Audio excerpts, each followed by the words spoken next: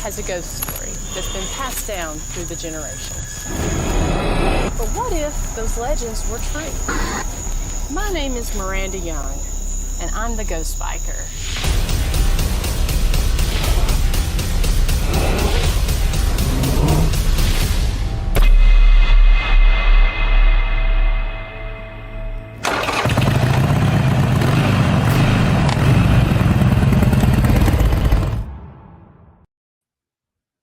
Hey everyone, happy Thursday and happy fall. Finally made it, coming up on October, coming up on spooky season. We've been really busy here at, on Ghost Biker Explorations as well as at the historic Scott County Jail, getting everything ready for that. We had some things going on last week, so wasn't able to have a show, but got a lot of events and a lot of things coming up that I kind of want to talk to you a little bit about before we get into tonight's guest. Also, tonight's going to be kind of special. I'm actually going to be premiering my trailer for season 5 that's going to drop here on October 4th. So we'll get to that here in just a few minutes. But just want to take a few minutes, take care of just a little bit of business. Say hello to everyone over here in the chat room. Hello, Chris. Hello, Dee Dee, Jamie, Sarah Jane. Thank you guys so much for tuning in tonight. Like I said, we've got a great show. Always love it when I have authors on the show, because we get to talk about their books as well as, their investigations and what inspired them to write their books. So couple things going on. I'm going to be leaving bright and early for Delville, Alabama tomorrow. Let me get this pulled up here on the screen. It is the Deep South Paracomic-Con, which is coming up. Super excited about that. It's going to be 3 days of paranormal, demonologist, comics, I can't think of the word I'm trying to think of, cosplay, a lot of really cool things that are going on. Just going to show their site right here. I know that people have pre-purchased their tickets, but they can also purchase them at the door, which is really cool. Also, just want to pull up, let's see here. Bear with me just a second. I'm going to pull up the schedule right quick. I know we got a lot of different people that's going to be speaking, some very great speakers tomorrow night, actually tomorrow and Friday. So as far as the schedule goes, I know that on tomorrow, and this is all in Central Time, the doors open on Friday at 2 p.m. Central Time. And I know that I'm going to be speaking at 5 p.m. on Friday, and then let's see, on Saturday, I will be speaking at 2:40 p.m. So going to be talking about some really great things, some of my past cases, how I got started, season 5 that's coming up, some cool things were going on with the jail. But we've got a lot of great people. Fox Family Paranormal is going to be there. Jeremy Leonard, the Cajun demonologist, Leon Wilkes, Letriana Terry Brown. A lot of great people that's going to be at this weekend's Deep South Paracomic-Con. So extremely excited about that. And then next week, we still have a few tickets left for the Hogs and Haunts event that's coming up in London, Kentucky. Super excited about this. It's a 3-night event. I'm actually going to be premiering season 5. So while it's going to drop here on YouTube, Facebook, and on the website and MyMix TV on October 4th, we're actually going to premiere it at the Wildcat Harley-Davidson on Friday, September 30th. So we're having a meet and greet there. We're going to have free food. You don't have to be a biker. You don't have to be a paranormal investigator. Just come out, hang out at Wildcat Harley-Davidson from 6 to 8, where we premiere the Ghost Biker Explorations Season 5 premiere episode. And this one is going to be a really good one, because this is a location that has not been investigated before. And then on Saturday, we're doing a motorcycle ride. That motorcycle ride is sold out. We're stopping at 4 different locations, and then we're going to be eating. There's a lot of really cool things. You can go back and watch the last episode of the Ghost Biker Garage, where we talk about what's going to go down on that motorcycle ride. And then at 7 p.m. Eastern Time, we're going to be investigating the Levi Jackson Mountain Museum. And so this place is extremely cool. It's a location that hasn't been investigated too many times. Lots of activity. Also, the site of the it's one of the largest Indian massacres that took place in the area. That area is a pioneer town, and so a lot of deep history going on there. It's $40. We've got it limited to 14 people investigating. I think we've got a few tickets left. All the funds raised goes to Shop with a Cop in London, Laurel County. So we'll post a little more information about that. And then on Sunday, October 2nd, we're going to be going to the Great Saltpeter Cave. They only open this cave up one time a year, and so they're opening up for us. The number is limited to 25 people. It is free, and you just have to go on and register. So I have all of those links in there on the site. Also in last week's episode, if you go to ghostbikerexplorations.com in the events tab, you can see and you can go and register for the free events or register for the investigation that takes place that night of Saturday. So anyways, we'll talk a little bit more about that. I'll pull up the stuff here at the end of the episode, but I want to go ahead and just release my season, my trailer for season 5. Like I said, I'm a little discombobulated this evening, folks. We've been wrapping up investigating and trying to get ready for tomorrow's Paracon. So I'm going to go ahead, pull this up, and here's the trailer for season 5. Enjoy. That was loud. Behind you. It's behind you. Whatever it is behind you.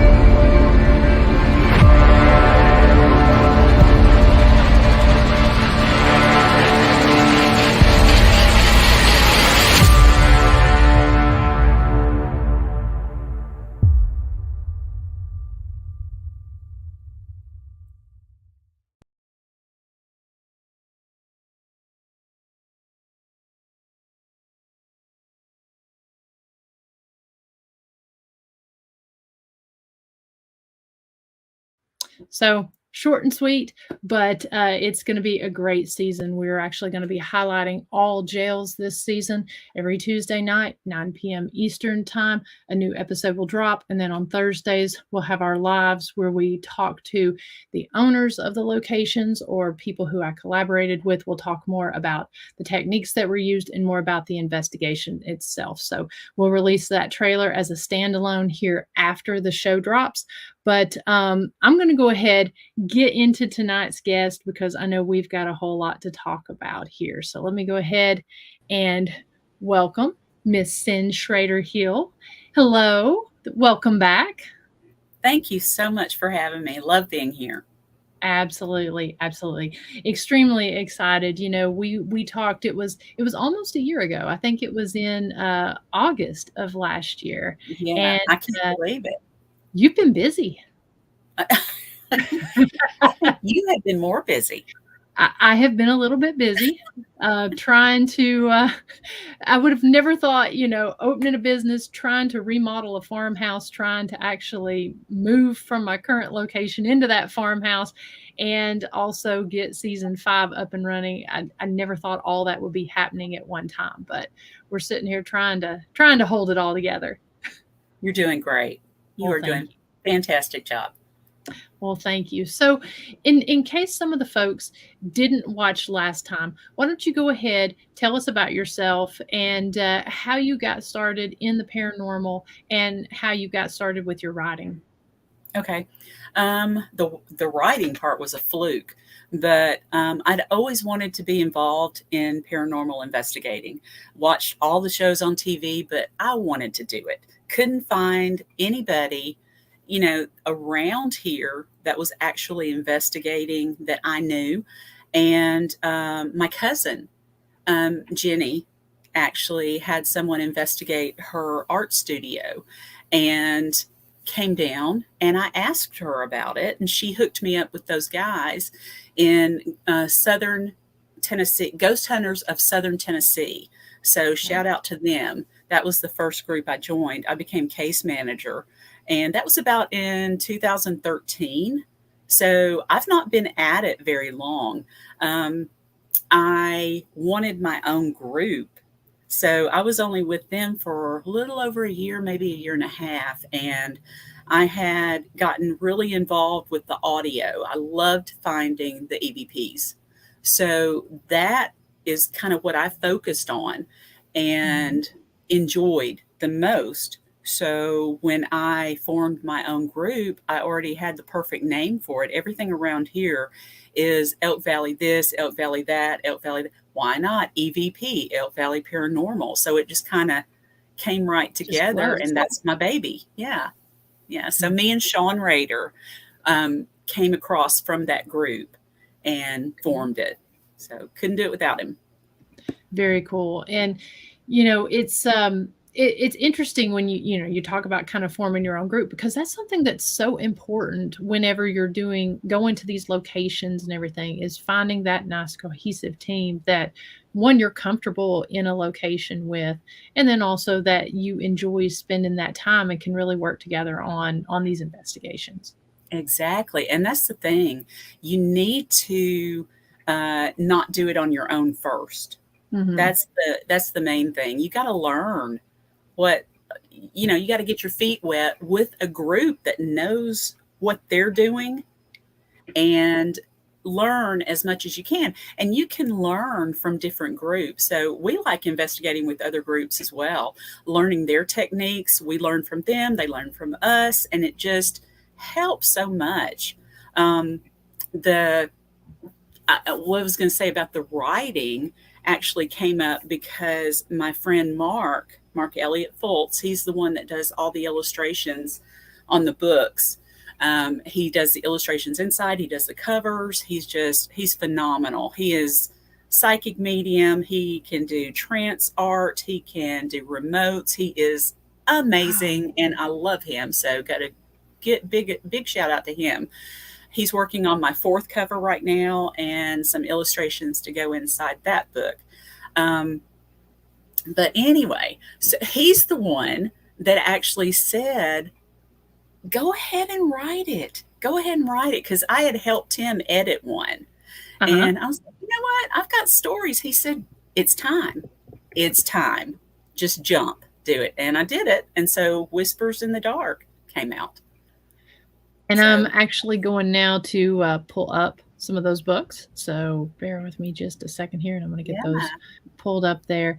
Was that hard transitioning? And do you find it easier to, put all of that into a book, or, as far as like doing video and that sort of thing? I mean, are you a preferred writer when it comes to that?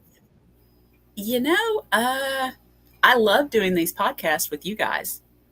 But I am, I guess, better with words on paper, because once I start talking, my hands start flying. I am actually clasping my hands in my lap right now, so they won't be doing this, so no puppet hands, but they will fly up every once in a while. So there's the 3 right there, 1st, 2nd, and 3rd. Whispers in the Dark, and the 3rd one, they're speaking, are all true stories. The first one, Whispers in the Dark, is 23 short stories, and all of them but 5 are in Lincoln County, so in my home county, and they've happened to me and or my friends at the old hospital, just different places around. And the 2nd book, Mark and I wrote as a fiction trial to see, I think all of us have spookiness in our heads once we get into investigating and everything. And, the juices just flow every once in a while. So that was our attempt at the fiction book. I think that will probably be my only attempt at fiction, because there's too much true stuff going on happening. So anyway, the third book was actually supposed to be my first book. I just couldn't figure out how to get it across the way I wanted to, because I wanted people to be able to hear the voices that I had heard. So with the website, you can, as you're reading the book, for every EVP that's in that book, and they're my favorite ones, you can go to elkvalleyparanormal.com to the evidence menu pull down and hit their speaking and listen to every one of them. Oh, So that's fantastic. best to listen with headphones or earbuds, because you can hear better with those. And some of them are so clear, it's ridiculous. It's just like, oh my gosh, I can't believe you didn't actually hear that at the time. There's a few Class A's, but most of them are from audio that I've collected at different sites. One of my favorite ones, and I think I tell this on to everybody that I talk to about these EVPs, one of my very favorite ones was at a residence here in the county. And I could feel somebody was with me. I didn't know who it was, anything like that. But I was taking pictures, trying to capture anything I could on camera when we were doing this investigation. And I said, I don't know who you are, but come with me. I'm taking pictures. And so we went to the next room. I took more pictures, and I said, come with me again. And about the third time I said that and went into the next room, this cranky old man comes through on the EVP, and you can actually hear it on, and go to the website and listen to it. He goes, I have better things to do than to follow you around all night. Wow. So do you know anything about this older guy? I think it was they're a family member that we had decided was still there. With ghost hunting, you're never sure. Right. You might be really close to being sure, but there's still that little bit of uncertainty. But I'm 95% sure that he's a family member, and he was not following me around all night. Did he stop after that? No, we had the whole investigation, because I didn't hear this audio until Gotcha. I think the next day when I was going through everything, and I was like, oh, wow. Oh, he wasn't happy with me at all. Yeah, he wanted me out of that's that. a really great idea, though, to be able to not only just have the EVPs that you've captured on these investigations, but to have that going along with the book and have both of those working together. That's a fantastic idea. Thank you. And like I said, that was supposed to be the first one, but I was too nervous with it. Couldn't get it out the way I wanted to. So, and all I write is short stories. So, Okay. yeah, I'm just not, I don't think I could carry out a long story very much, but I'm good with short ones. So that's what this next book is about as well. Short stories. So when is the book supposed to come out? I am working, and I have got two others I've already sent them out to be okay. They're stories. There are about 52 chapters in this book, and some have 2 small stories, some have 3. The longest story in the book is 8 pages right now. Okay. And it was this girl's daughter here in town. Love her to death. Really close friend of mine. And all of these people have reached out to me from all over, actually. And it's called It's Not Goodbye, Signs from Beyond. So I started it. I brought out 2 books in 2019. So my idea was to bring this one out Easter of 2020. And it didn't happen. 2020, just everybody, I think, had a bad 2020. Well, that 2020 went into 2021 to me, and I still had not gotten my motivation back. It just wasn't there. I couldn't do it. Um, I got it back after I talked to my good friend Valerie on the south side of the square in Fayetteville. She has Young Vintage Antiques, which I've written about her store in the first and the third book. And I've got a little bit about her in this fourth book coming up. So she's a very good friend of mine. And if you're in town, you need to go by and see Valerie in her store. So she's got a little bit of everything, all the saging you need, all the candles. It's just crystals. It's one of those great stores. Great stores. Anyway, she talked to me one day and she goes, "So how's the book going?" I had that asked me about 50 umpteen million times. And I kept saying, I'm trying to get to it. It's just not happening. It's just not happening. I had people write in their stories to me to go into this book from Pennsylvania, Washington State, Texas, Mississippi, Florida, London. I mean, outside of London. I mean, it was craziness. All these people had experienced either a loved one coming back and leaving a sign, or there had been a deathbed visit, when their loved one was in the hospital or hospice care or anything like that. All kinds of signs, just incredible. Lots of good dreams, the vision type dreams where they're so real that when you wake up, you remember every single bit. So you kind of think that can't just be a dream, Right. So it's all that kind of stuff in this book.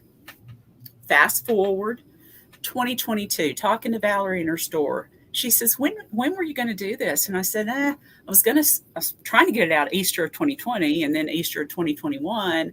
And she goes, "It's not Easter 2022 yet." And I said, "Yeah, but," she goes, "You can do it." And I said, "Why don't I?" "No, you can do it." I said, "Why don't I see how many I can do?" Mm-hmm. So within that next 4 weeks, I got 17 stories. Boom. Done. And the most horrible thing in the world that can happen to a family happened to my family. And I lost my baby. I lost my nephew. I'm so He sorry. was my baby. He was my mini-me. He was a miracle baby. He was not supposed to be here. My sister, who is just a little bit younger than me, was always told she could never have a child. And 5 miscarriages later, she has this miracle baby. He came a year after my dad died. So he pretty much rescued my sister. He rescued my mother out of this deep depression from losing her husband. And since I didn't have any kids, I claimed him. He was like, he's mine, and taught him how to dance, taught him how, he could still shimmy. He was great. And would go to all the murder mysteries with me and just do so much. He was interested in this kind of stuff, and he's so talented. He amazed at his guitar skills. But we lost him on April the 6th, and there went motivation again. But then about 3 weeks, I guess, after the funeral, I got to thinking, no wonder I lost my motivation through that 2 years. This book is supposed to be dedicated to him, because I was trying to figure out who to dedicate it to. And it's him. I want him back, but this book is dedicated to him. His obituary was the hardest thing I've ever had to write, ever. And the story of him in this book is the second hardest thing I've ever had to write. And I'm only halfway done with it, so it's kicking my butt. But Yeah. he's been showing signs from day one. It's incredible how many signs he has shown us, and just incredible. So anyway, that's hopefully going to be done within the next month. Oh, Mhm. Pam, thank you, Pam. Hugs, but right back to you. I love you. Um, so hopefully within this next month, because I would love to have it at that Paracon.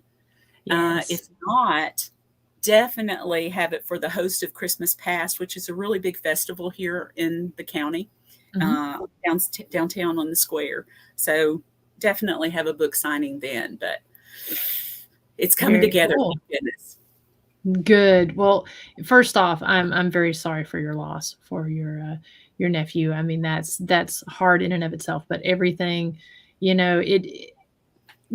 you talk about the timing of that and everything, that's I can only imagine how hard, that would be to try to do that, but to actually be able to go and see sort of that, to be able to pick up your motivation to, get that done after that and dedicate the book to him. I mean, that's huge. It's all, yeah. Yeah, It's been awful. It's yeah. been awful. It's been hard. But if there's anybody in this world that's worth having a dedication, it's him. Well, I know we've got a couple questions over here in the comments. D Hoot asks, "Are your books available in audio format as well?" They are not. They are not. They're just on Amazon and in local bookstores. And because they're in Amazon, they're not in the big chain bookstores. So, Okay, and I guess technically your last book is kind of technically in audio format with the EVPs. right, right. You can go to the website and listen to every one of them. And we'll pull that up here in a few minutes. Speaking of those EVPs, Eric from the Unseen Paranormal podcast says, "I love the turkey EVP." Oh my. Is What that is the Eric? story behind that? That Hey, is Eric. hey, Eric. Nice to have you on here. The turkey EVP was crazy, crazy. So when I had that same group that my cousin had to come down and investigate my parents' old auto parts store, it had been the electricity and everything had been turned off at least 2 years prior to this. So nothing was on down there. And I had the group come in. This was before I was a part of it. And my husband was down there. My husband goes along with me for things like this, but he doesn't investigate. He's just not into it. That's my thing. He doesn't want to. He just doesn't want to, and that's okay. But anyway, he went down there with me to the old store, and I was basically the trigger object since it was mom, dad, and my sister worked down there. I worked when I was younger in the office helping. They did not want me on the counter. That's for sure. Because I knew where the spark plugs were, but that's it.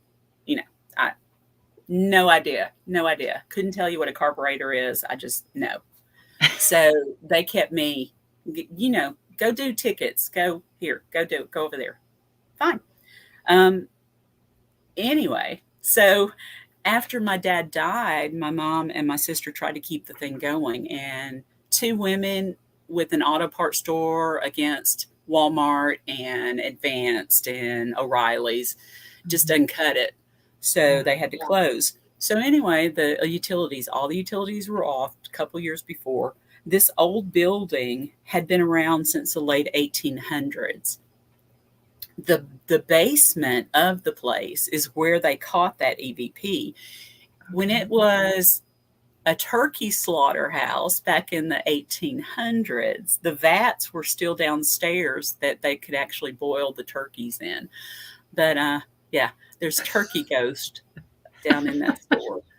I mean, I caught a horse EVP at Octagon Hall, and it was just neighing, and Oh, then wow. and there was no horses nearby. I think they now have goats there on the property, but that was way before they fenced that in and had anything. So it's that doesn't surprise me to get some type of animal EVP. Do you think on that it was somebody on a carriage or something that had ridden up back in the day? Probably somebody either Civil War or some of the Spanish that rode onto the property, possibly. I know Just that on they did. horseback? Yeah, I know they did have some conquistadors at the time. I know they also had a ton of soldiers that was on the property. I don't know if the family themselves had any horses. I know they had cattle. The family that lived there, the original family that built it, the Caldwells. But yeah, it was wild because we were actually not even really investigating. We had gone in, we'd investigated, we came out, and we were just kind of hanging out, having conversation. I think we were probably eating some snacks or something. And as we're talking, all of a sudden this horse just starts neighing right there. It sounds like it's literally sitting in the middle of all of us. Wow. And it was wild because we didn't hear it in the moment, but when we went back and listened to the EVPs, it was just so incredibly loud. And that was my first time ever capturing any type of animals during an investigation. Speaking of animals, Yeah. I love them. I'm surprised mine aren't in here. He's gonna knock something off that shelf back there. He's trying. They always, hey, you get off of there. And then of But the course one on the Cito back- is just riding the back of my Oh chair. yeah, So- wants to be part of it. They I go back and forth with the jail, and so they used to travel with me, but it got kind of challenging whenever I would be up there for so many days, and they would be hanging out at my mom's house, and my mom is not an indoor cat person, so dogs you can kind of control, but cats, it's just like wherever they want to go, that's where they go. So they started staying here whenever when I go up there. I've just kind of modified my schedule. So I am so looking forward to getting, this farmhouse remodeled and actually moving and being up there. So it'll be bittersweet to move out of Cleveland, but it'll be nice to be up at the jail full time and also be with my cats full time too. Well, yeah, because you So- miss your babies. I do. And I think that's why, we have such a connection with them. I think that's why we do get Yeah. those, EVPs and why they do different animals do come back, whenever at some of these different locations. Also in this next book, I've got several pet stories where Oh, they've actually wow. come back. And I don't know, did we talk about last time? Did we talk about my ghost cat? No, I can't don't think so. I don't think so. Yeah, that's actually in my first book. We went up to Pennsylvania, where my husband is from, and we're going to go see his family, different family members, and we got to see a bunch. And we went across when I got to Pittsburgh. We came Okay. across Ohio, and when I got to Pittsburgh, I was sick. It just, you don't like to be sick anywhere, but especially Yeah. when you're traveling, it's miserable. So I was sick as a dog in Pittsburgh. Then the next day, eating Tums like crazy. And we were going across because even though my husband is from Pennsylvania, he had never been to Philadelphia. So I was playing tour guide because I'd been up there 4 or 5 times. And we went through Lancaster County and hit Valley Forge to go through wow. that. Yeah, and it was summer, so it was quite warm. Mhm. And going through the different, and I had to take a lot of breaks. Just okay. Oh wait, what do you call it? The visitor center. They've got air conditioning. I'm going to sit in here for just 5 minutes. You can walk around if you want to, but I'm just going to rest. Mm-hmm. Okay. So after that day, we went on over to Philadelphia. The next day, I was fine. There was nothing wrong. I had no trouble whatsoever. We even ate a Philly cheesesteak, and Okay. no problem whatsoever. We did all the little tourism spots around Philly and had a great time. Came down through Shenandoah National Park and then hit East Tennessee and came across to Mid Tennessee and home. What we didn't know is we had a tag along. Had no idea. Before that, we had been married just a short while, and right after I moved in, my cat was still at my mom's. Okay. So hadn't had everything moved over, and my cat was one of the last things I brought over, just so she wouldn't be so, Yeah. Oh gosh, this is too much. There's too much going on. They need their stuff Yeah, already in there to get yeah, and to be a little bit calmer, when you first bring them in. So I did not have her here yet. And I was just about asleep one night. He was already asleep. My husband was. And I felt Bella jump up on the bed and kind of turn around and then lie down on my feet. And I was like, oh, I love my Bella cat. I love her. I don't have Bella here yet. I've got a ghost cat. So that happened a couple of times. The next time it happened and my husband was still awake, I said, hey, did you just feel that? And he goes, yep. I said, had you felt it before? And he goes, yep. And I said, were you going to say anything? Nope. And I said, so you were just waiting for me to, yeah, just waiting for you to verify. What is it? I said, you have a ghost cat. We have a ghost cat. Okay. Bring Bella. Still got the ghost cat. Coming now, back to my story, coming down back home, I'm fine, right? I was sick up there. I'm fine here.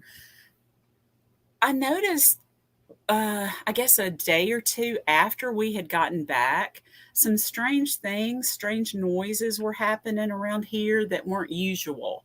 Okay. And somebody was here. And so I did a little question and answer and that kind of spirit box, all kinds of stuff. It was a nurse. It was a nurse from the Valley Forge area. Knew that I was sick up there, latched onto me to take care of me. That's why I felt so much better the next day. And then stayed with me all the way home and was down here. And so I talked to my friend Mark. I guess a couple of months passed by, and I talked to Mark and I said, it was so cool that she came down, but does she need to go back? He said, yeah. He said, you probably need to wish her home and tell her thank you. And so I did. And when she left, she took the cat with her. Oh, really? Was that her cat? I don't think so, because she was up in Philly, or close to Philly in Valley Forge. And this cat was down here in Tennessee. So I don't think they met each other until we came back from vacation. But they bonded, and as far as I know, they're back at the Valley Forge area, and she's got a cat. Okay, that's really wild. I know. I love it, though. I love it. That's just typical cat behavior. It's like find someone they like. I would have never thought about a cat spirit and a nurse or some other spirit bonding, and I'll just take her with me. Yeah, and they did. There they go. Wow. So I hope they're happy. I just want them to be happy. Of course, Bella is on her own now. She's got a brother and a sister, which she's not too great fond of, but she's a good cat. Did she notice anything whenever, like, did you just kind of notice her acting weird? I mean, of course, I guess it's different going into a new place anyways, because there's going to be new smells and new stuff. But I just wondered if she was able to pick up on anything like If that at all. if she did, I never saw her act any different. The only thing I've ever seen her or the other two do is look, up at the ceiling or Mm-hmm. what, and you look to see, okay, is there a moth in here? And if you can't find it, there still might be a moth in there Right. because they're so tiny and they're everywhere. So I've only seen her stare at stuff like that. Um, when I felt the cat, I would only feel the cat jump up on the bed. Never felt the cat rub up against me or anything like that, but jump up on the bed. So it would be lights out, and whether or not Bella saw it, I don't know. Never saw her Yeah. look, anything like Well, that. it's interesting because, we have a jail cat there named Sally. And so she was a stray that showed up there at the jail. And so we ended up getting her fixed and she ended up staying. And for a while, there were certain areas of the jail that she didn't want to go into. But it's kind of interesting because the other night, and she's to the point now, most of the time, if we're working up on the second or third floor, she'll go up there. If we're giving tours, she likes to go on those tours. But several things will happen. And sometimes when we're on a tour and we're not getting any activity in one of the main active rooms, she'll come walking in and things will start going off. And she'll lay there and she'll roll over and just start purring so loud. Oh, And wow. it's like you'll hear nothing else but her. And so it's kind of like, why are you purring so loud? Is somebody petting you or something? And she'll just be kind of sprawled out. And then the other night it was interesting because I don't remember what Chris and I were doing. We were working up on the third floor and it was getting kind of late. And so all of a sudden, Sally goes over to one of the cells and it's like she's looking at the cell and she starts like taking her paw and doing this to the bars there at the cell, almost kind of like something inside the cell was like either putting something out, like their hand, or putting something from the cell out. She was acting, and then she starts flicking around with her paws and then takes off running down the hall and then down to the other cell block. And I couldn't get her to go downstairs because she was like running around like she was playing with something, but there was absolutely nothing there that she was playing with. And cats are weird anyways, so it's like you never know what they're playing with. But it's always interesting whenever you are in a haunted location like that. And, because most of the time she's fine, but she'll have these weird little random moments where she's clearly seeing and experiencing something. And Something. thankfully, it's friendly to her, thankfully, since she spends 24 hours there. Have you got her on film yet? Trying to think, because I know we've got cameras in there. We tend to, at night, we always shut the door going up to the second and third level so that she's not just going up there. Doesn't mean something's not coming down because that first floor is active. But I don't believe we've caught anything with her on film yet, or we've at least not looked to see if we have. But and like I said, it's kind of few and far between, but she definitely, there was something on the third floor that night and there's other times. In fact, I think a couple days ago, she was standing there in the hall and she was just kind of looking up the wall, just meowing, like she was meowing at somebody. And she doesn't do that very often, but when she does, it kind of makes you take notice. Yeah, and you might want to put a camera on her. Mm-hmm. Just to see if you can't catch something, because they can see things we can't. I firmly believe that. Interesting. Yeah, I'd love to meet her too. I've got to come up there. Yeah, you need to come up, investigate the jail, and meet Sally. I know Eric and some of his friends have come and investigated there, and my understanding they had a pretty active night that night. Awesome. Yeah. Awesome. And speaking of Eric, I saw his comment just a few minutes ago. He said that he's excited to have a story in the book. And he says, "Thank you, Cyn." Yes. He actually, it's an animal story. His dog Oh, Chase that they lost. And Chase still comes back to visit them. So I'm honored that he lets me is letting me put that in my book. I'm yeah. honored that everyone that has sent me stories is letting me put those in the book and trusting me to um, word them Mm-hmm. the way they want it told.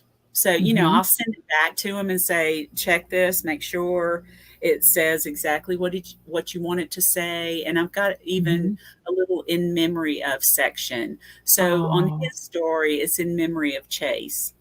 that's very cool. Very cool. And he also says, we will be back soon. It was great. So thank you, Eric. Always been such a wonderful supporter of the show, letting me share my guests in his group and everything. So we definitely appreciate him, and he's just always been so supportive. So I look forward to reading that, and I hope I'm able to. I know you and I had talked Yeah, about some of the experience that I've had after my dad had passed away, and so I hope to be able to meet your deadline and get a few things to you myself. I think you Um, can. I think you can. and I tell you, it's interesting. You talk about things happening, and we had talked about this a while back, and it's been really interesting because right now with my life, things have really been changing and transitioning with moving and stuff. And so I had said whenever I partnered there with Chris and we opened the jail, I'd said I was going to give it a year, see how things were going before I decided to uproot and move, because I've been in the corporate environment for 21 years, and so to transition working, owning my own business, and going into the museum business, just coming off of a pandemic, is challenging in and of itself.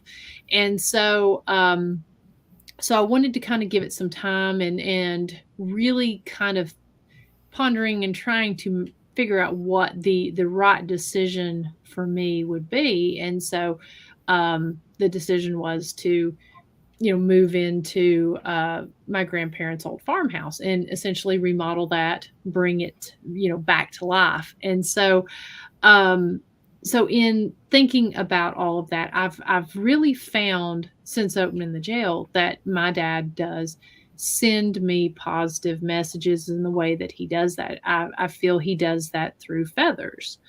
And I remember when and I always try when these little signs happen, I always try to stop and take note.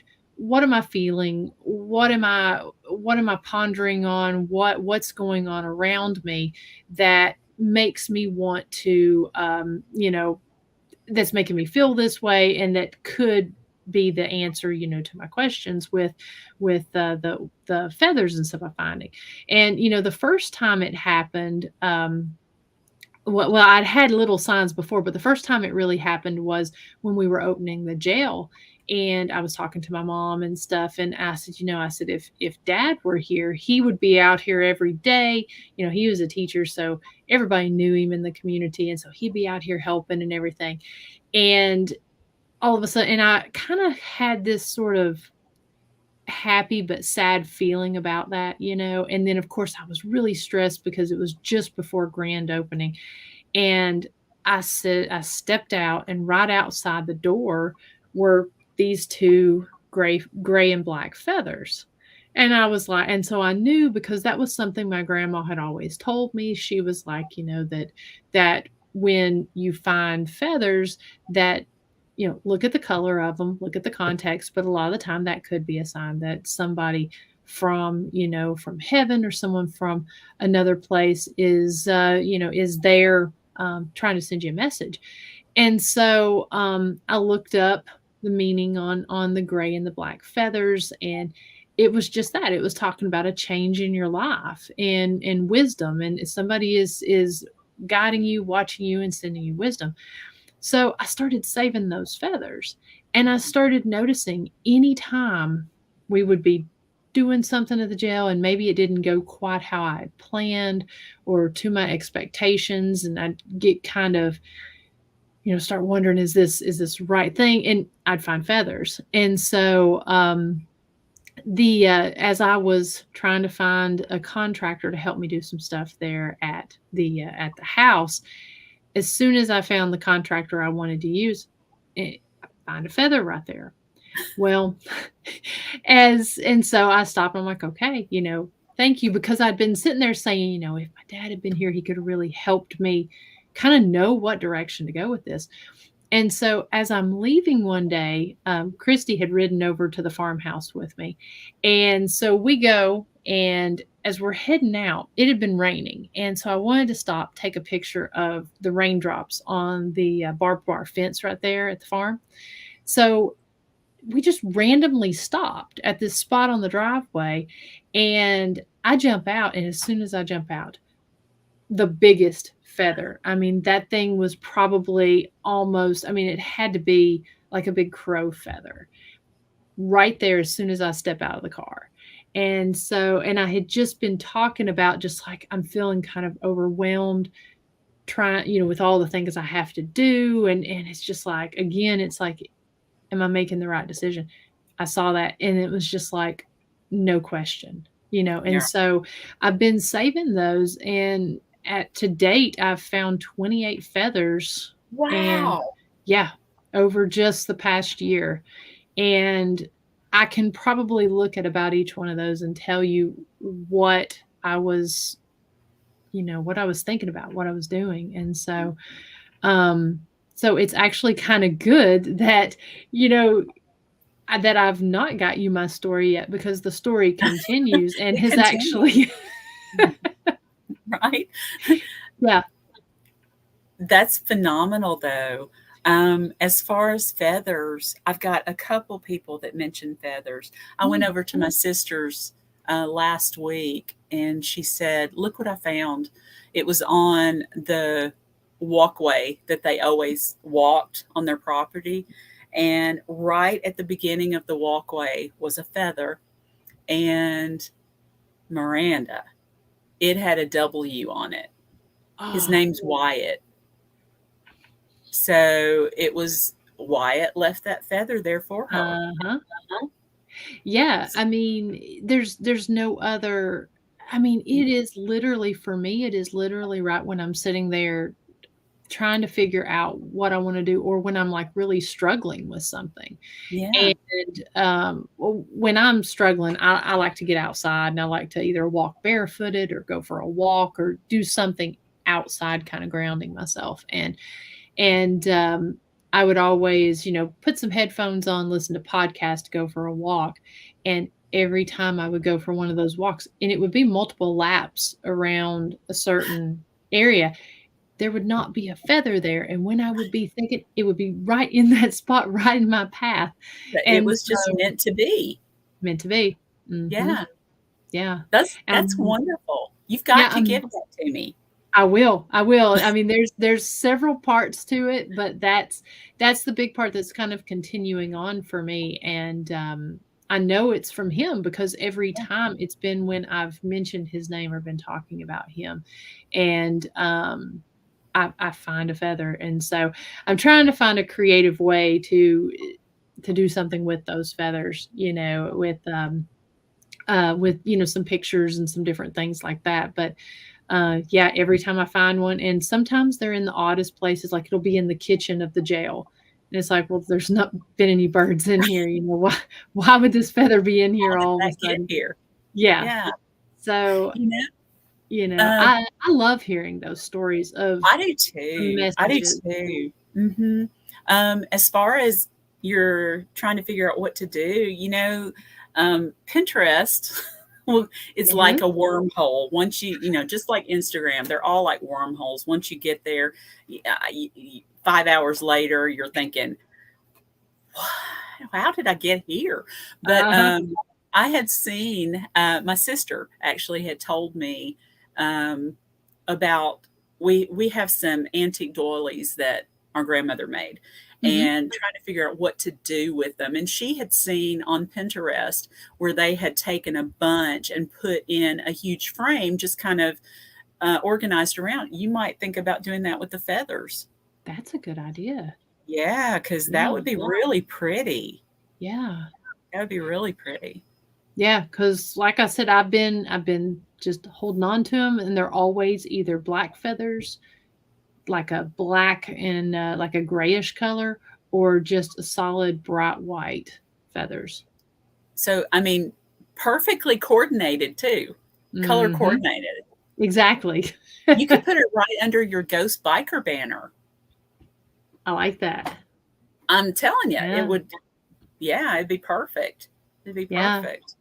Yeah, I mean, and I've had several other people that have come into the jail, and I've not shared, my situation, but I've had different people that come in that share those same stories, and it's not like I have a word, and if I pass first, I'll say the word or whatever, but a couple of them were really interesting, and they it just shows you that they are out there, and they are there when to and will communicate whenever we need them. You just have to Mhm. keep an open mind and know, you That's know. right.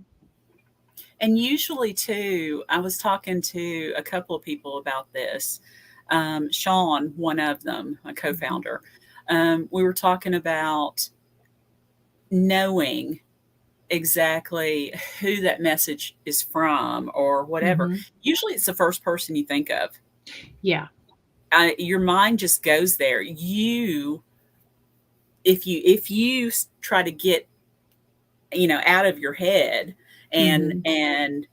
really try to scientifically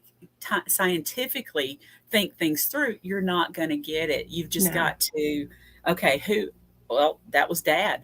Mhm. Whoever comes to you, that was my Mhm. sister, that was my best friend, blah, blah, blah. So it Mhm. really, we're more in touch with things like that than a lot of people realize. I think with all the paranormal stuff going on, all the people, all the groups that are out there now, people interested in the groups and the stories, and now getting interested in the actual history of the Yes. places like the jail and stuff is so interesting. And I sucked Mhm. in history in school, sucked. But if I could go back now, I think I would do really good, really good in history. But there's just so much out there, and it's so interesting. And if we Mhm. just pay attention to signs, they are there. They really are. All day, Absolutely. all day Yeah, long. it's and usually a lot of the time, sometimes it's even people that you've not thought about that, and that's what's interesting. I know, I had a cousin that passed, really young with or around like 40 years old with, leukemia, and so she loved butterflies, and it just so happened, my mom is a cancer survivor, and so I had gone to the Relay for Life walk with her, Mhm. and my cousin had passed away a year prior. And so I had my cousin on my mind that day, and I hadn't really thought much about it, but just that day I did because, one of her goals was that she wanted to be able to walk in the Relay for Life as a survivor. And so, and unfortunately, she didn't get to, but just really had her on my mind, and I was thinking it was because of that Relay for Life. And so, after I'd gotten back, I was sitting there, barefoot, just kind of sitting there in the grass. And all of a sudden, this orange butterfly, this monarch butterfly, it starts circling around, and it comes and it lands on my hand. And I had my phone sitting beside me, and I was able to get the phone up and record it and hold my hand, and this butterfly just sits on my hand, just kind of opening and closing its Aw. wings. And it probably stayed there for 5 to 8 seconds. And so it flies again and then just kind of hovers around. And I knew that, I knew that was her. Had to be.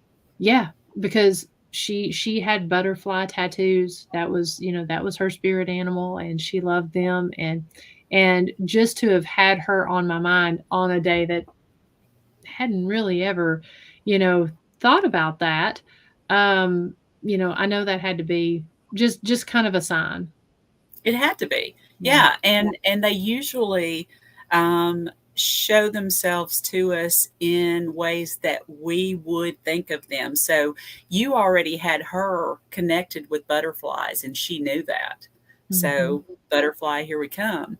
Yeah. Same thing Yeah. with feathers. If someone is, had birds or loved Mhm. feathers, collecting over the years.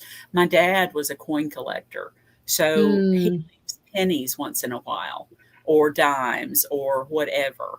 And uh, okay, so let me tell you about that really quick. Um, the last couple of pennies I've gotten was the day Wyatt died. And, uh, you know, having to go to the hospital to,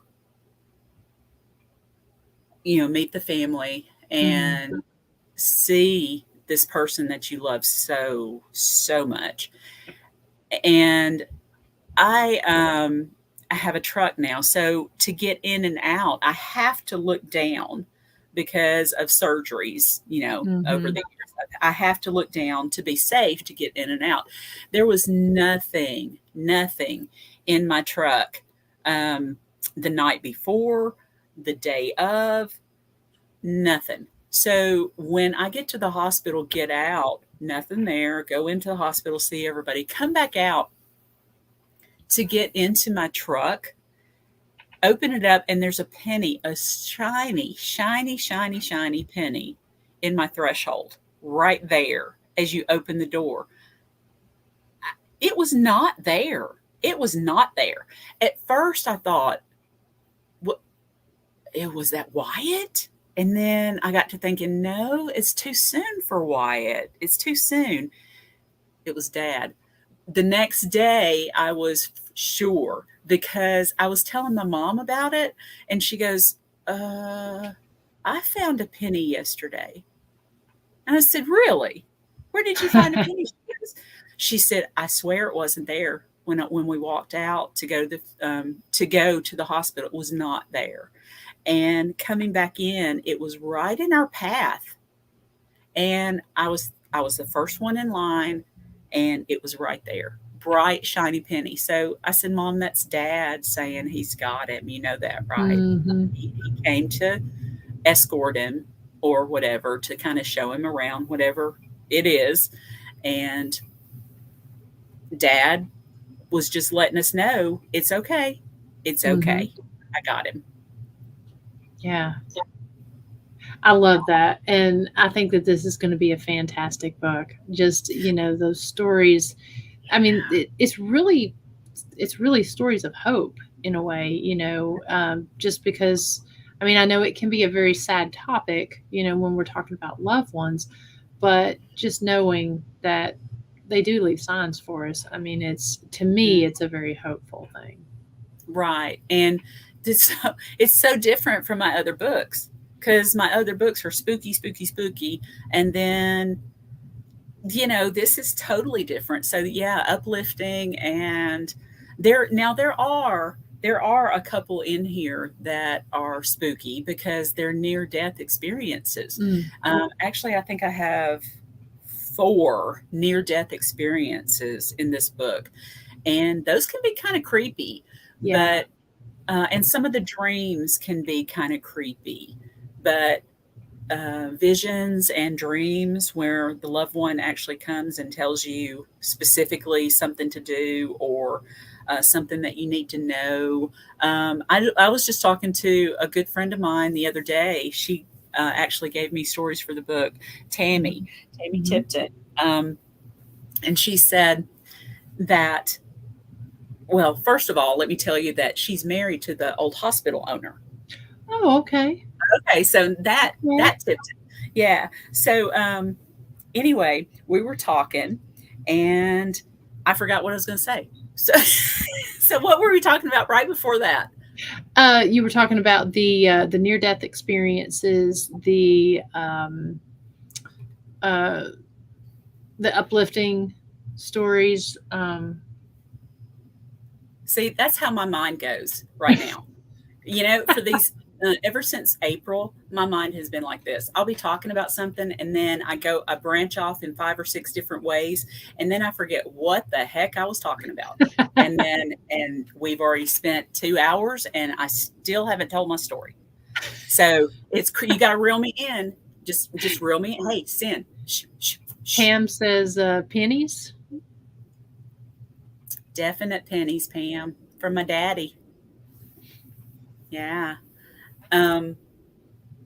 As far as Tammy, she had her mother was dying, and a lot of times we'll find that someone is hanging on. Mark, actually, one of his stories for this book, his mother was hanging on. Interestingly enough, it was a mother in both stories, their mother. And so they were dying. They were right at death's door, but they would not go on. They would not go on. And they were waiting for one person or two in particular. And once that one person either came into the room and sat down or talked to them, or in Mark's case, Mark had them call so he could hold the phone to his mother's ear. Once she heard that voice, she let go. Once Tammy's son came downstairs to sit with his grandmother, she let go. She was waiting to see him. Wow. So it's incredible how they will hang on. And Mark was saying that in the hospital that the nurses said, oh, so many times I wish that families would call somebody that hasn't been by, or somebody that hasn't checked in. That might be who they're waiting on. So the nurse had actually come in and said, is there any other person she could be waiting to see? And he knew exactly 2 people. I believe it was her, let's see, his nephew and a brother. And they, for whatever reason, could not go to the hospital. That's tough. Yeah. That is tough. And so it's not for everybody. But they could talk on the phone as he held the phone up to his mother's ear, and she was finally at peace. So nurses typically say, if you know of any reason why they are hanging on, anybody that they still haven't talked to or heard from, you might want to reach out to them. Wow. So what was it that was there something specific that inspired you to write this specific book or to share these stories? No, I don't know where it came from. It was just like put on me. And I mean, I've got 2 other books that I was going to be working on. One about the old hospital. One coming up after this one is Realm of Shadows. And it's going to be some spooky stuff that we have been involved with and weren't comfortable, at whatever investigation or something that's happened to one of us, just the creepy kind of stuff. So this book is totally not that. And I don't know, for some reason, it was just put on me. You need to write this for some reason. I don't know. And then stories, because I didn't have many. I had some about my dad, had some where my mother actually has heard my grandmother and dad in the house. We have not heard them, but she has. And so I had her story, and I had another cat story, and things like that. And then a couple from Mark. So when I started putting feelers out back in 2020, that's when all these stories came in from everywhere, and just people needing to tell their stories. And Mhm. so, yeah, this one's totally different from my other ones.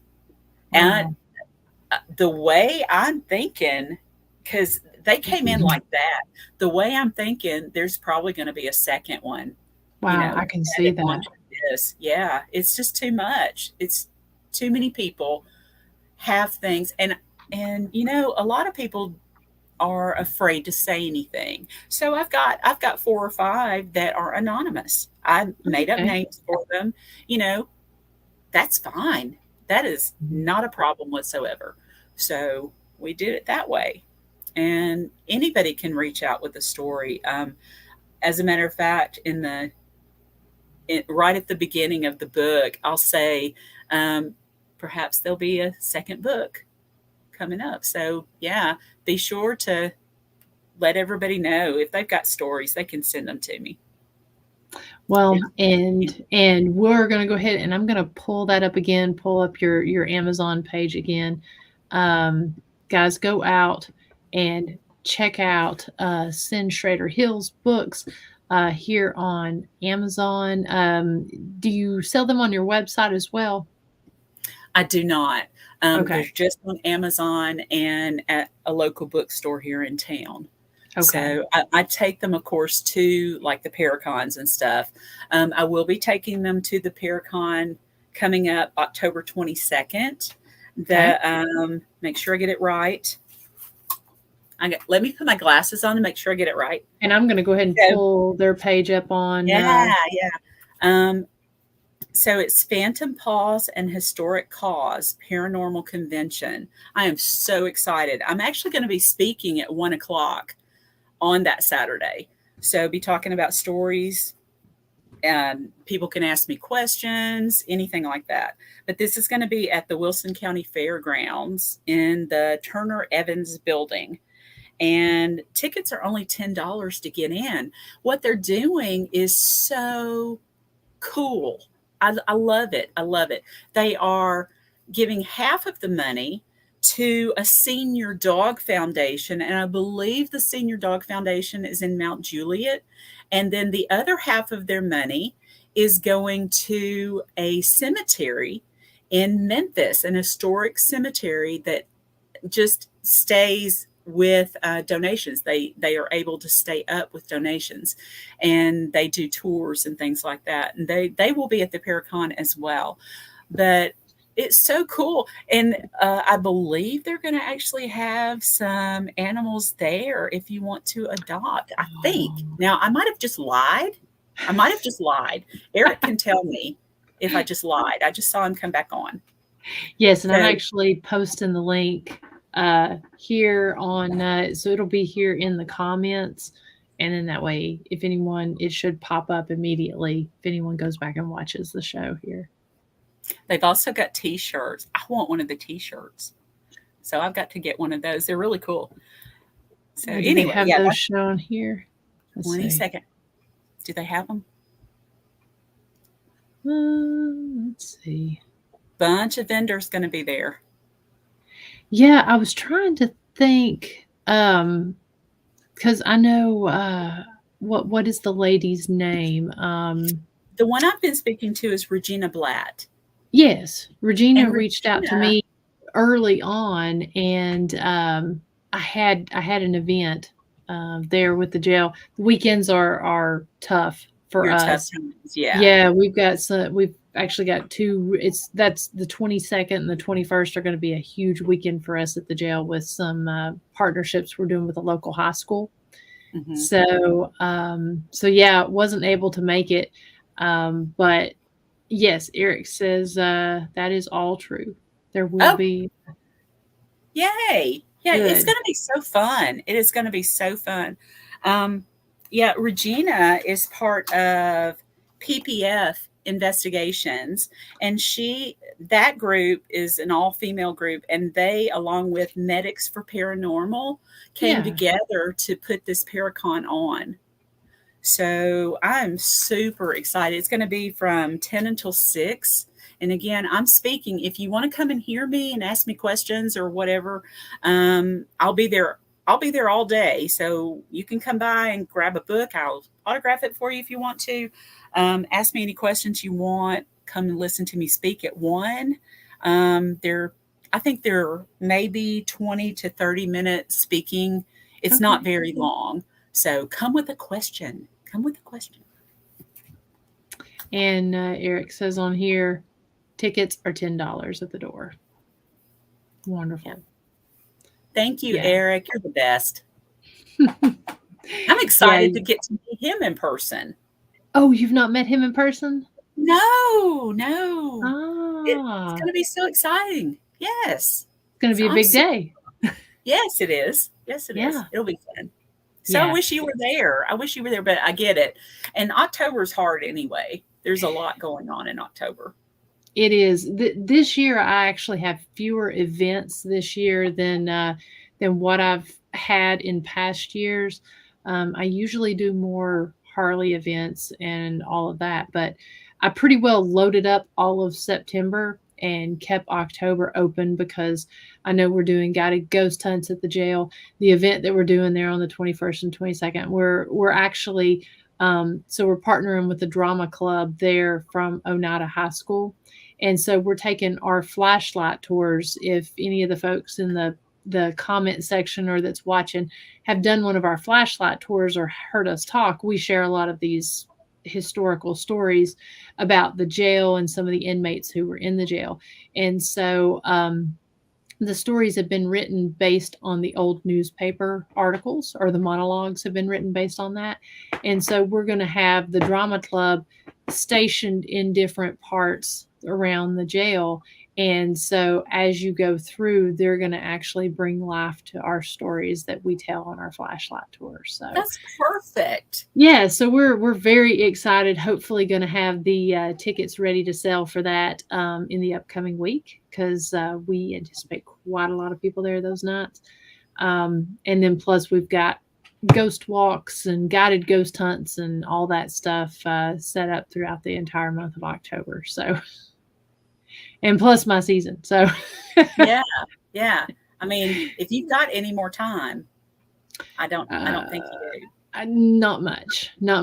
Got to squeeze a little bit of sleep in there every now and then.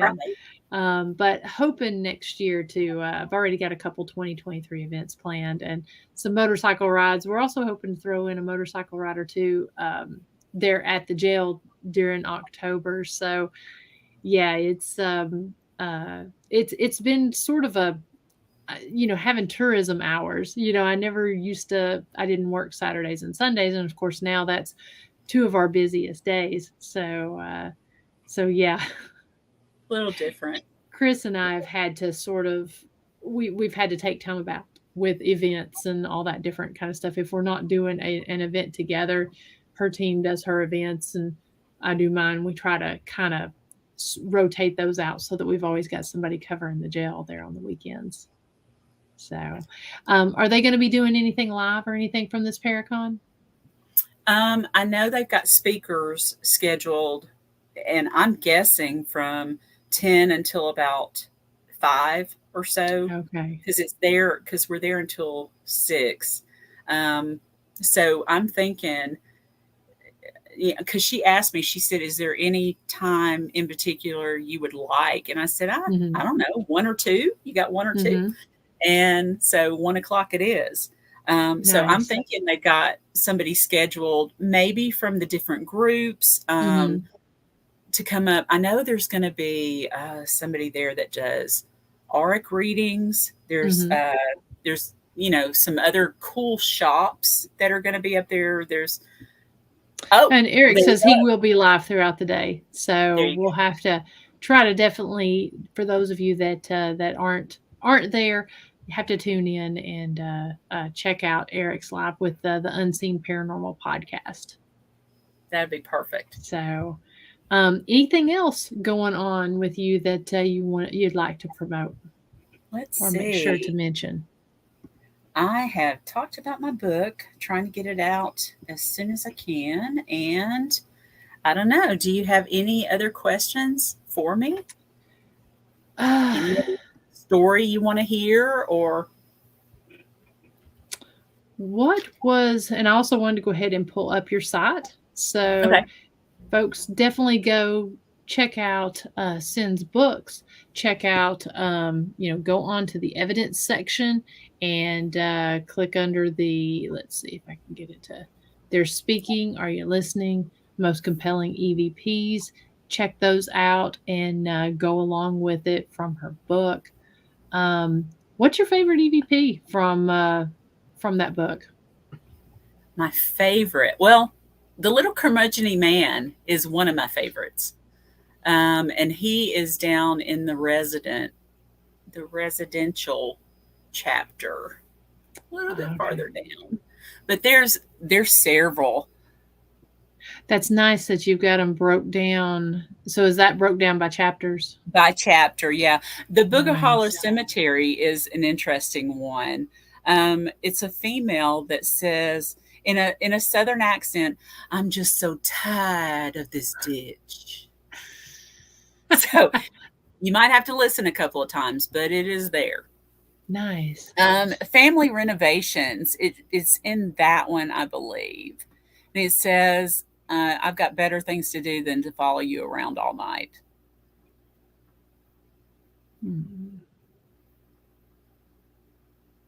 I should have had my book pulled out for you.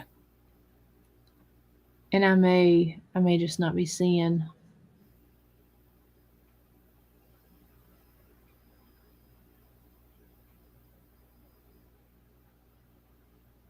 I see it here. Let's see if it'll come with me.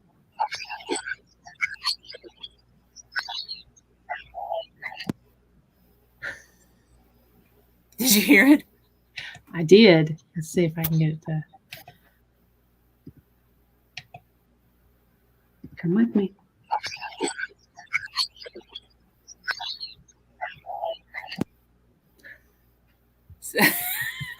So some of them it's better for your listeners to use the earbuds or headphones, and you might have to listen 2 or 3 times. Some of them are easier to understand than others. There's a creepy one from the hospital that I felt somebody around me and I said, "Come with me." And we were on the 2nd floor. And I think at one time that was where they had some rehab, drug rehab, or take them in and have them down on that end. And this one guy says, "Ooh, most people don't let me out." Oh, wow. So, yeah.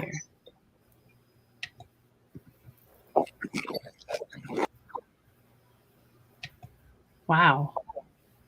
Play that again.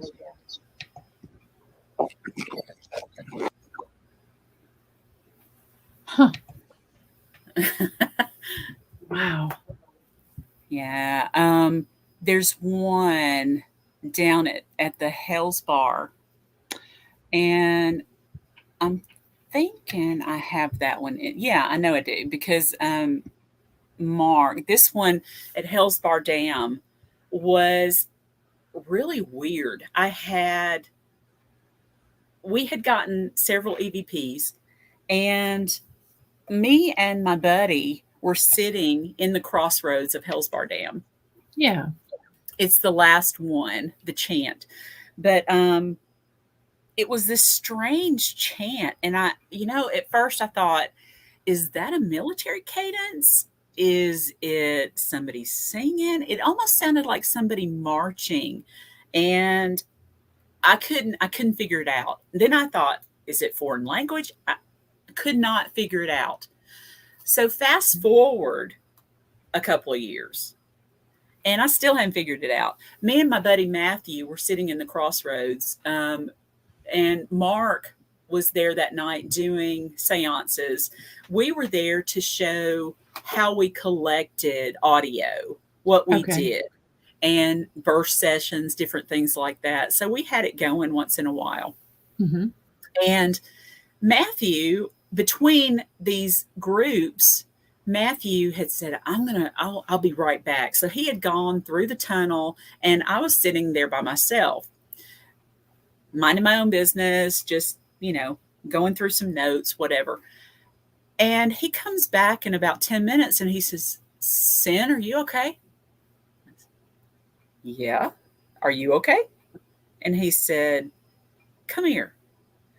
And so I walked across this, right in the middle of the crossroads is this room.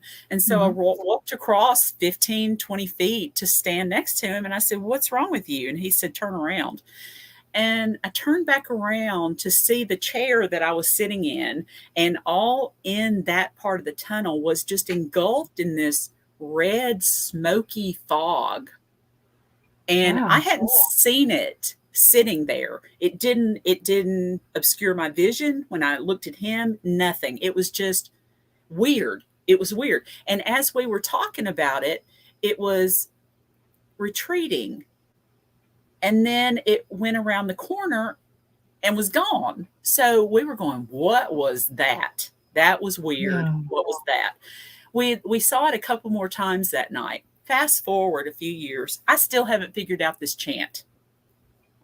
And so I'm talking to Mark one night on the telephone, and I said, we were talking about Hell's Bar, and he has had some incredible experience there as well. And I said, I've still got an EVP that I cannot figure out. It sounds like a military cadence or some kind of chant. And he said, send it to me. So I sent it to him in email, and he comes back on and said, those are the Indians.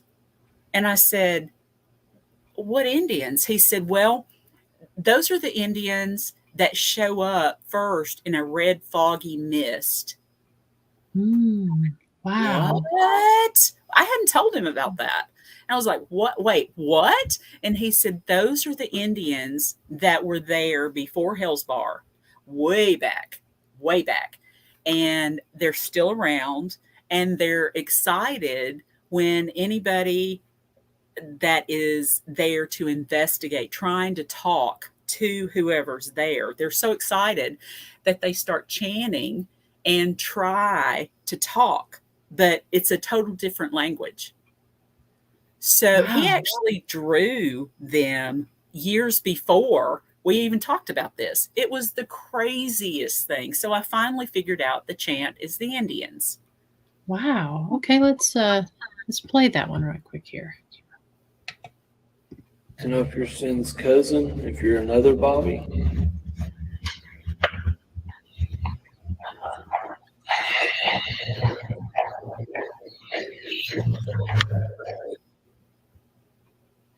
Wow, and so you all didn't hear that in the moment? Wow. No.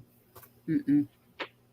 And it was so, like, when I came back home to do the audio, it was like, that is, because one of my spirit guides, if that's what you want to call them, one of the guys that goes with me to just about everything paranormal is my cousin Bobby that I never met.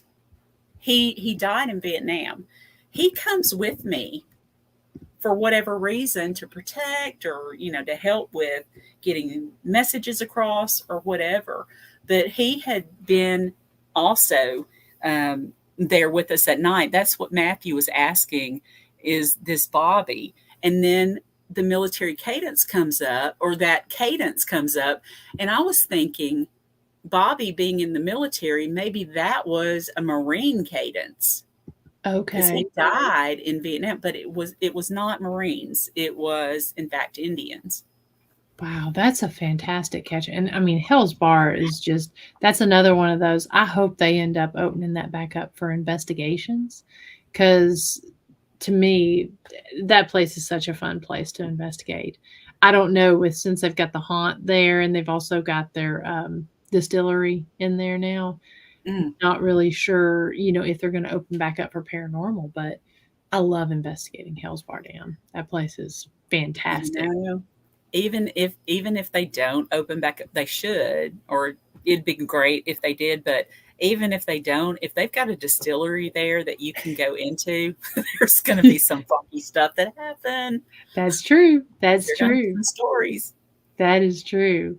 Well, it has been, we're getting here. It's 10:30, so we're gonna wrap up here in a few minutes. Thank you so much for sharing your time with me tonight and sharing your EVPs and stuff.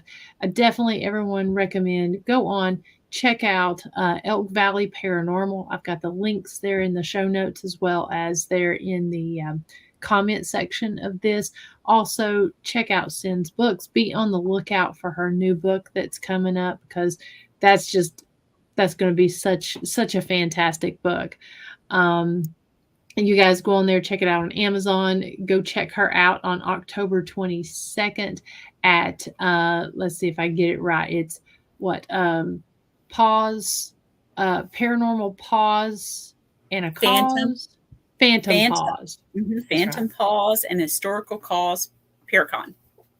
Perfect. Wilson County Fairgrounds in Lebanon. Perfect. So, yeah, and I know I've seen a lot of different advertisements about that. So, a lot of great people going to be there for a great cause. So, guys, go check that out. I'm also going to go ahead and pull up. I had mentioned earlier that I was going to pull up the event that's going on next weekend, where I'm partnering with Harley Davidson, Wildcat Harley Davidson, and London Laurel County Tourism Commission. Like I said, Friday night meet and greet. It's going to start from 6 to 8. That is free. There's going to be free food. There's going to be music. We're going to premiere episode 1 of season 5. So really, really looking forward to that. On Saturday, we've got the motorcycle ride that is sold out. But then in the evening, we've got the Levi Jackson Wilderness Road Park Paranormal Investigation. And that's going to go from, I can't remember if it's 7 p.m. or 8 p.m. Eastern until 1 a.m. And so I think there's like 8 different buildings that we're going to get to investigate, as well as the massacre site. And so each of these sections here on Wildcat Harley Davidson's page, that is a reservation for that one particular event. So if you want to do the investigation and then also do the cave tour, you have to register for both events. It's not a ticket for all.